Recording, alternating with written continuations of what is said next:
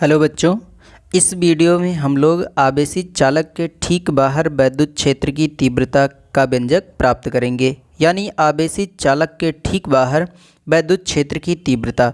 हम लोग मान लेते हैं यह आपके पास एक आवेशित चालक है जो कि इस पर पूरी तरह से धन आवेश क्या है, एक समान रूप से वितरित है।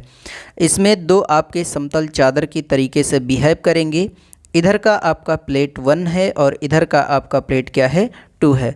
इस पर आवेशों का पृष्ठ घनत्व क्या है, सिग्मा है।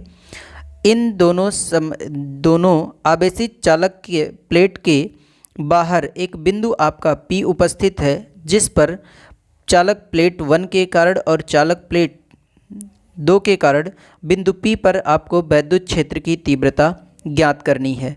यानी माना कि अनंत विस्तार की एक धन आवेशित समतल चालक प्लेट निर्वात में स्थित है। अगर निर्वात में स्थित है तो परावैद्युतांक K की वैल्यू कितना होता है, 1 होता है। माना कि चालक प्लेट के एक और ठीक बाहर एक बिंदु P है। ये आपका चालक प्लेट है। चालक प्लेट के बाहर आपका बिंदु क्या है, P है। चालक प्लेट 1 के कारण बिंदु P पर तीव्रता E1 लगेगा और वह आपका प्लेट से बाहर की ओर लगेगा।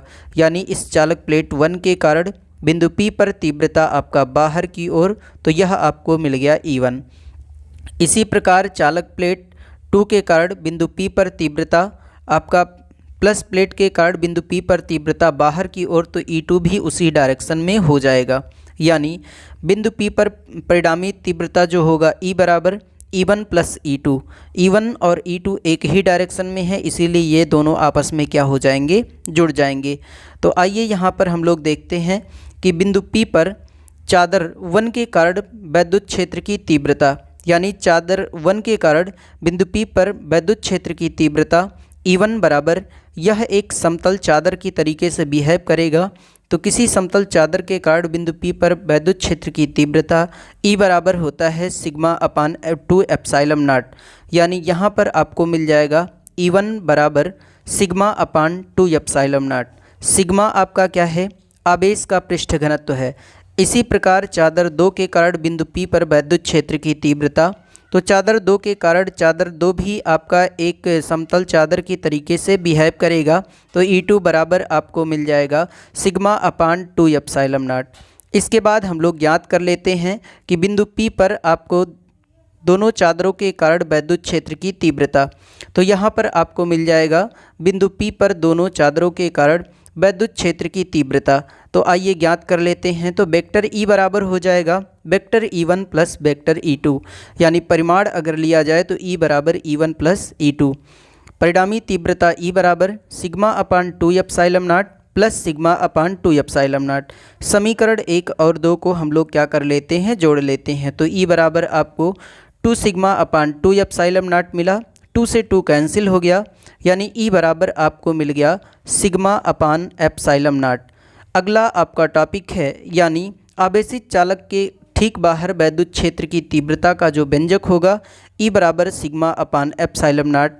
वैद्युत क्षेत्र की तीव्रता का जो मात्रक है वह आपका न्यूटन प्रति कूलम है। अगला टॉपिक है आपका वैद्युत विभव। वैद्युत विभव क्या होता है, आइए जानते हैं।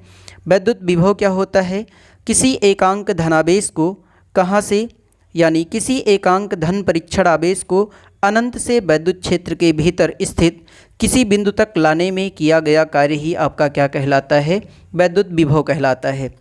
यानी किसी एकांक धन परीक्षण आवेश को अनंत से वैद्युत क्षेत्र के भीतर तक लाने में किया गया कार्य ही आपका क्या कहलाता है, वैद्युत विभव कहलाता है।